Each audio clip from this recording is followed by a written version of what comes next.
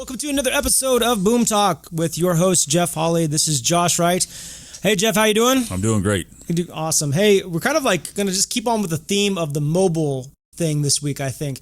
You said that you came from MCI and that you made the transition over to mobile. So I have some questions about mobile, though. I've just started here, so I'd love to know some of the things that are like difference between my current carrier and you guys. So absolutely.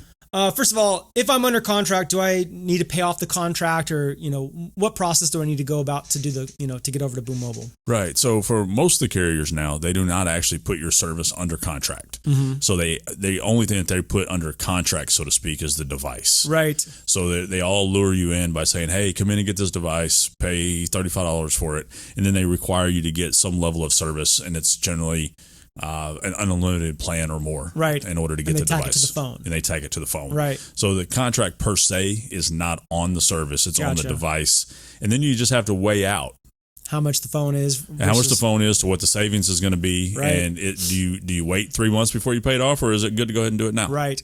If I'm going to save, $300 in 2 months, that might be worth paying it off and getting in and saving it now. For sure. I think another thing that people are always talking about, of course, is reception. Are you going to lose any reception, any quality? Is my speeds going to get slowed down? All that fun stuff. Right. So there is there is a lot to cover underneath that. Right. Because there are so many differences between the different providers that are out there. Right. And I don't want to get into something that's going to really ultimately confuse the consumer. Mm-hmm. But we use the same towers they use. Gotcha. So if we're underneath our AT&T agreement, we're using AT&T towers, Verizon towers, or T-Mobile towers. Right. So the reception that you get, the quality of the call that you get is going to be the same quality of call and same reception that you would have gotten if you were with them. Gotcha. So if they have a problem, it'll translate. So sometimes even with on there, it might get slow, but it's not going to be any different. So correct. Right. There are some differences depending on what kind of a contract you negotiate. Mm-hmm. And this is where you'll see, and again, this will be a little bit confusing for the consumer, but I'm going to try to do a little bit of education here and as layman as I can possibly make it. Right. Is that each provider has the ability to negotiate with each of the carriers the terms of their contract. Mm-hmm. And you could get a washed down version of Verizon's network and you're going to pay less for it, but then you're going to try to sell it to the consumer as the Verizon network when it's a little bit watered down. Gotcha. And so it all depends on how you negotiate your agreements. Mm-hmm. We decided to go as cream of the crop as we could. Gotcha. And so we wanted to be as close to the quality as you possibly can be. Not like our service. Our AT&T is tit for tat. I mean, it is across the board the exact same product that you would have gotten if you go into a brick and mortar retail AT&T source. Mm-hmm. Same with T-Mobile. Uh-huh. Our Verizon is 99.8% of the way the same way. Gotcha. The 2%, the 0.2% that's different, you're not even going to see it from a consumer standpoint. Gotcha. All right. Well, that clears that up. Can I bring my own phone, or do I need to buy a device from you guys? Sure. So you could do either. Okay. We prefer not to be in the device business. And so what the rest of the market refers to as BYOD, which is bring your own device. With us offering the 3 major networks, right? Typically, your device is going to be okay. Yeah, and people already have phones. People already have phones. Yep. They already have the phone that they like. Sometimes that a particular phone may not work on a particular network, but it works on the other. Right. And so you have to be okay with saying, okay, I really came and I really wanted T-Mobile, but the phone doesn't work on T-Mobile, but it works on Verizon, so I'll take Verizon, or vice versa. Gotcha. Or however it may look. But that's the great thing about offering all 3 networks. And it seems like the companies really got together with like the devices, and that's how they teamed up. So we stay out of that fight, but you can, transfer or use any phone that you currently have or that you want. Right? Correct. Give me a quick walkthrough of how to get set up. Like, I know we just did a tutorial, but give me kind of like the 2-cent version of what we just did.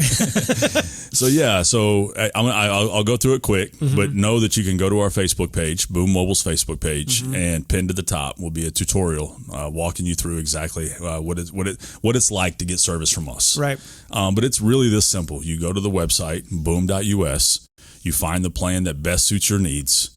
It tells you exactly how much data is available and what your minutes and talks and so forth. And how much costs per month. How much it costs per month. And at the end of that, you just add that to the shopping cart. It'll drop in the SIM because you're going to pick your network, whether you want to be on the Boom Red or the Boom Blue or the Boom Pink. And each one of those signifies Verizon, AT&T, or T-Mobile. Right. And once you've chosen that, we'll send you out the correct SIM card. In the mail, you're going to receive a welcome letter. And with that welcome letter, you're going to receive your Tri-Cut SIM card. You're going to determine the size that your phone needs. Okay. You'll slip the SIM card into it, and then you'll go through your welcome letter and follow the instructions of going to activate.boom.us, enter in your activation code in your SIM card, and really within minutes, your phone will be switched over to Boom Mobile, and you'll start enjoying the savings that you got. Nice. Now to the business side of things. This is all interesting. I love how you tackled, like we said, you went into the mobile industry. You didn't try to create your own river. You went with the flow. But what you said your primary gift was sales, and that kind of caught my ear yesterday. And once you knew you could like get into an industry where you're selling, you knew you could take it on, and so that's what you went after.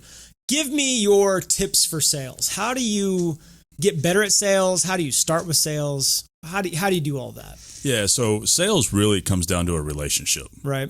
And it's all about establishing that relationship. And so I always try to coach anybody to not talk through somebody, but to talk to somebody. So anybody can tell when they're being talked through, right, rather than being talked to. Yeah. And so in sales, the number one tip is to ask a lot of questions, because that's where you'll find their hot buttons. That's when you'll find a topic that they like to talk about. Right. And then you camp out on that topic, whatever it is. You walk into an office and you survey what's in the office. You survey what's hanging on the walls. You survey, whether there's any trophies. You survey anything that's in the office. Gotcha. You start asking some questions, and you start getting them to talk about themselves. And as soon as a person starts talking about themselves, they're open to listen to what you have to say because they feel like that they need to give that back to you. Right.